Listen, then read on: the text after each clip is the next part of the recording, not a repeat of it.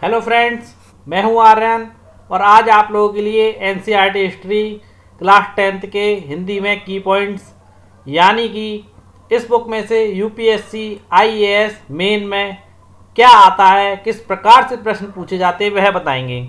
एक बात और सुन लीजिए दोस्तों, अभी तक हम लोग एनसीईआरटी हिस्ट्री के चैप्टर 6 से लेकर के 9th तक के आपको एमसीक्यूज कंप्लीट करवा चुके हैं। वो सारे आपके यूपीएससी आईएएस प्री के एग्ज़ाम में पूछे जाते हैं, क्योंकि यूपीएससी प्री का एग्ज़ाम ऑब्जेक्टिव होता है, जबकि मेन एग्ज़ाम आपका जो होता है वो थ्योरेटिकल होता है।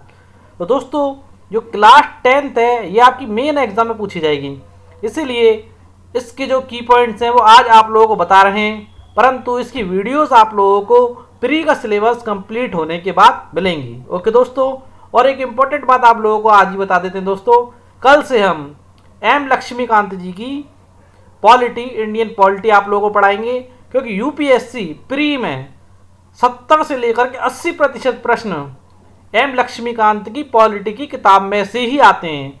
इस बात को आप किसी भी यूट्यूब चैनल पर सर्च कर सकते हैं या किसी भी ऑथेंटिक टीचर से पूछ सकते हैं पूरी जानकारी लेने के बाद। और हम काफ़ी वर्षों से स्टूडेंट्स को तैयारी करवा रहे हैं, उसी आधार पर कल से आप लोगों की एम लक्ष्मीकांत की पॉलिटी स्टार्ट करेंगे, उसके एमसीक्यूज के अकॉर्डिंग स्टार्ट करेंगे। तो ज़्यादा से ज़्यादा लोगों को जोड़ने की कोशिश करें, हिंदी माध्यम के छात्रों को जोड़ने की कोशिश करें, उन लोगों तक कॉन्सेप्ट पहुंच सके, कंटेंट पहुंच सके, जिससे वो अपनी तैयारी को अच्छा कर सकें। और प्लीज़ प्लीज़ प्लीज़ चैनल को सब्सक्राइब जरूर कर दीजिएगा दोस्तों। ओके दोस्तों, देखिए आज स्टार्ट करते हैं हम आगे। देखिए दोस्तों,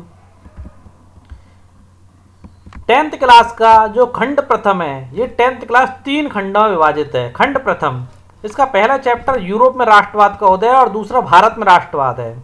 अब देखिए, इस बुक में से हम दो चीज़ जानेंगे, पहला एक तो वर्ल्ड हिस्ट्री और दूसरा आपकी मॉडर्न इंडियन हिस्ट्री, यानी कि एक तो विश्व का इतिहास और दूसरा आधुनिक भारत का इतिहास। इस किताब का नाम आप लोग देख ही पा रहे होंगे, भारत और समकालीन विश्व द्वितीय है। तो दोस्तों, जबकि भारत और समकालीन विश्व का पार्ट प्रथम आपको एनसीईआरटी हिस्ट्री क्लास 9 में पढ़ाया जा चुका है। ओके दोस्तों, और देखिए दोस्तों, इस बुक का सबसे पहला टॉपिक आप लोगों के सामने स्क्रीन पर दिया गया है, यूरोप में राष्ट्रवाद का उदय। ये टॉपिक दोस्तों काफ़ी इंपॉर्टेंट टॉपिक है, क्योंकि हम लोगों के अंदर, यानी कि हम लोग भारतवासी हैं, भारतवासी लोगों के अंदर राष्ट्रवाद की भावना, अपने देश प्रेम की भावना जो जागी, उसका प्रारंभ यूरोप से ही हुआ था, है ना दोस्तों। आश्चर्यजनक बात, यानी कि हम भारत में रहने वाले हैं, हमारे मन में भारत के प्रति राष्ट्रवाद की भावना जागी, तो उदय यूरोप से कैसे हो सकता है दोस्तों? उदय यूरोप से ही हुआ था, क्योंकि वहीं के लोगों ने सबसे पहले अपने अंदर राष्ट्रवाद की भावना को जगाया अपने देश के प्रति। वहीं से ये भावना हमारे देश में आई, हमारे एशिया महाद्वीप में आई, पहले उससे पहले पूरे यूरोप महाद्वीप में ये भावना फैली थी। देखिए, राष्ट्रवाद अमेरिका, फ्रांस, रूस, इटली, जर्मनी के साथ पूरे एशिया महाद्वीप में फैल गया था। इस अध्याय को पढ़ाने से हम राष्ट्रवाद को गहराई से समझ पाएंगे। ओके दोस्तों, जब हम इस अध्याय को पढ़ेंगे तो आप लोग राष्ट्रवाद को अच्छी और गहराई से समझ पाएंगे कि इसका उदय कैसे हुआ, कैसे वो यूरोप में फैला, कैसे राष्ट्रवाद एशिया में फैला, भारत में कैसे आया। और देखिए, जब भारत में राष्ट्रवाद की बात की जाती है तो भारत में महात्मा गांधी ने राष्ट्रवाद की बात की, देशभक्ति की बात की, सरदार वल्लभ भाई पटेल ने राष्ट्रवाद की बात की, जिनकी गुजरात में स्टैच्यू ऑफ यूनिटी यानी कि एकता का लगाया गया है स्टैच्यू। और देखिए, सुभाष चंद्र बोस जी थे, उन्होंने भी राष्ट्रवाद की बात की थी।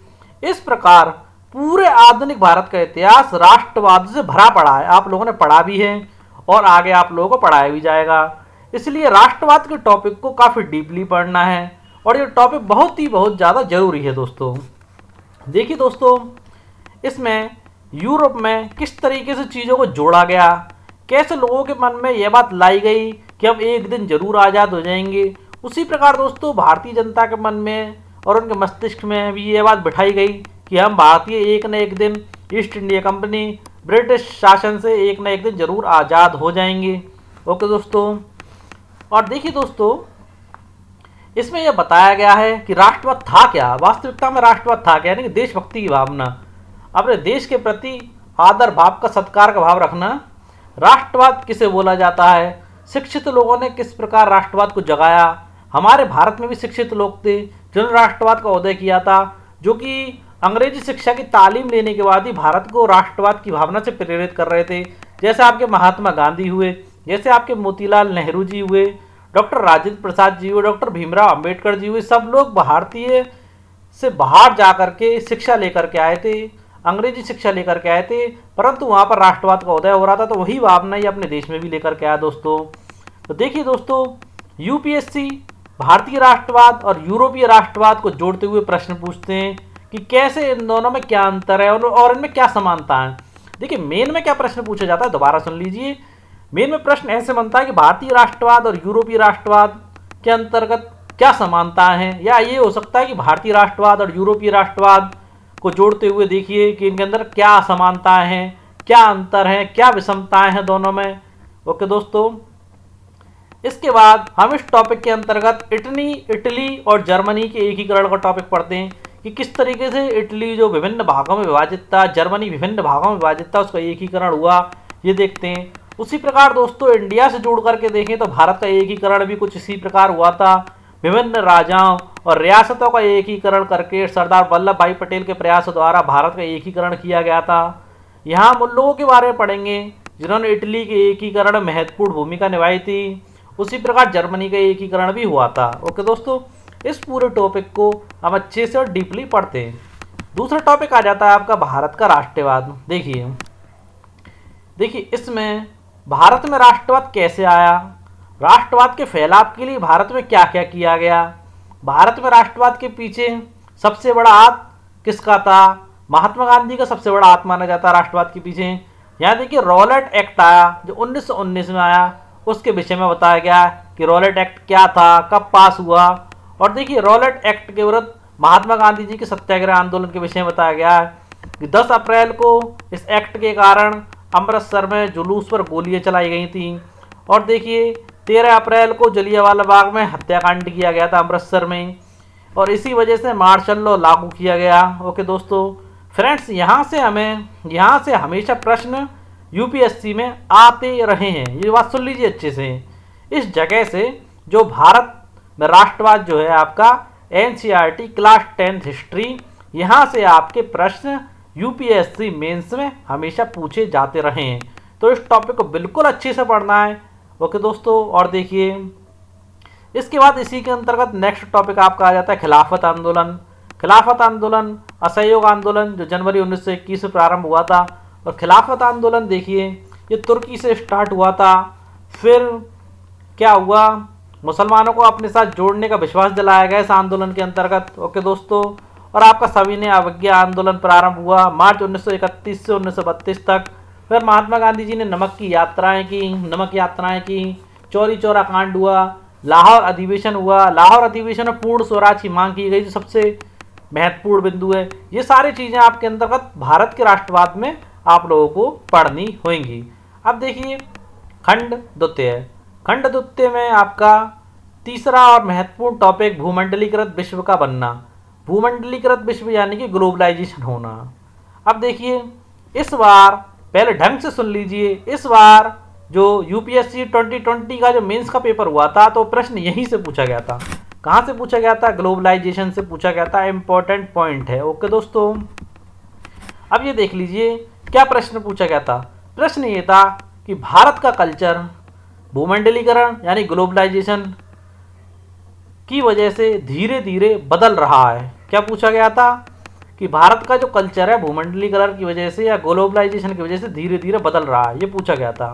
देखिए इंपॉर्टेंट प्रश्न था। अब देखिए इसे पढ़ना क्या है आप लोगों को, इसमें ग्लोबलाइजेशन की परिभाषा पढ़नी है, भोजन के विषय में पढ़ना है, बीमारी पढ़नी है, व्यापार, तकनीकी की भूमिका, ये किस तरीके से तकनीकी की वजह से आपका ग्लोबलाइजेशन हो रहा है, उपनिवेशवाद पढ़ना है, किस तरीके से ग्लोबल वर्ल्ड में बदले हैं हम लोग किस तरीके से ग्लोबल वर्ल्ड में बदले हैं, ग्लोबल वर्ल्ड से क्या समस्याएं आ सकती हैं, ये सारे बिंदु हम आपके भूमंडलीकृत विश्व का बनना इसमें पढ़ेंगे।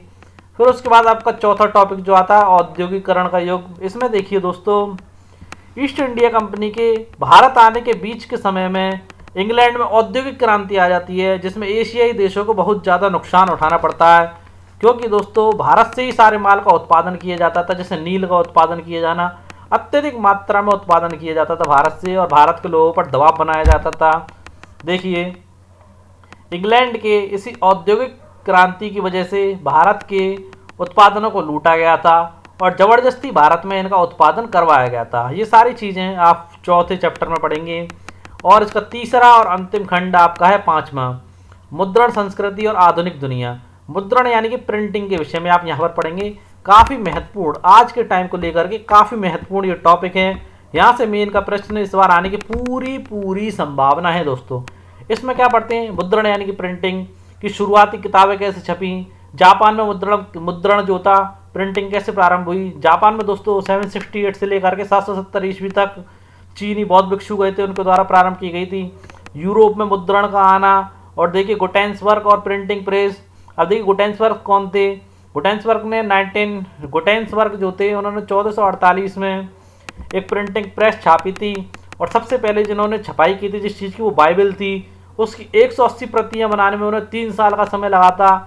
और देखिए मुद्रण क्रांति, सबसे महत्वपूर्ण की मुद्रण क्रांति कब चालू हुई और उसका क्या असर पड़ा। मुद्रण संस्कृति और फ्रांसीसी क्रांति।